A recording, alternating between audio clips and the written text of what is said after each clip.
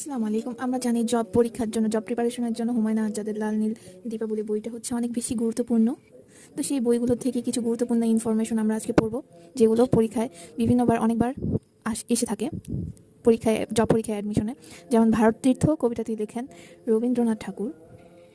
বাংলা সাহিত্যের প্রথম বই বা প্রথম কাব্য হচ্ছে চর্যাপদ। চর্যাপদ রচিত হয়েছিল 950 থেকে 1200 সালের মধ্যে। যারা বাংলায় জন্মে বাংলা ভাষাকে ঘৃণা করে তারা এই দেশ থেকে চলে যায় না কেন, এটা হচ্ছে কবি আব্দুল হাকিমের একটি কথা। প্রাচীন ভারতীয় আর্য ভাষা থেকে হচ্ছে পালি ভাষা সৃষ্টি হয় এবং পালি ভাষা থেকে প্রাকৃত ভাষা থেকে 10ম শতকের মাঝভাগে এসে বাংলা ভাষার জন্ম হয়।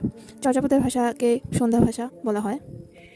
বাংলা সাহিত্যের 3টি যুগ। প্রাচীন যুগ হচ্ছে 950 থেকে 1200, মধ্যযুগ 1350 থেকে 1800 এবং আধুনিক যুগ বলা হয় 1800 থেকে আজ পর্যন্ত।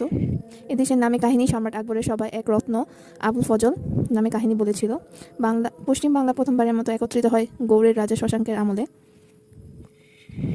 বঙ্গ নামে বাংলার সমস্ত পদ একত্র করেন পাঠানরা। মধ্যযুগের শ্রেষ্ঠ ফসল হচ্ছে বঞ্জ পদাবলী। প্রথম উপন্যাস লেখেন পেরিচাঁদ মিত্র। প্রথম উপন্যাসের নাম হচ্ছে আলালের ঘরের দুলাল। প্রথম মহাকাব্য লেখেন মাইকেল মধুসূদন দত্ত। 1200 থেকে 1350 খ্রিস্টাব্দ এই সময়কালকে বলা হয় অন্ধকার যুগ বাংলা সাহিত্যের।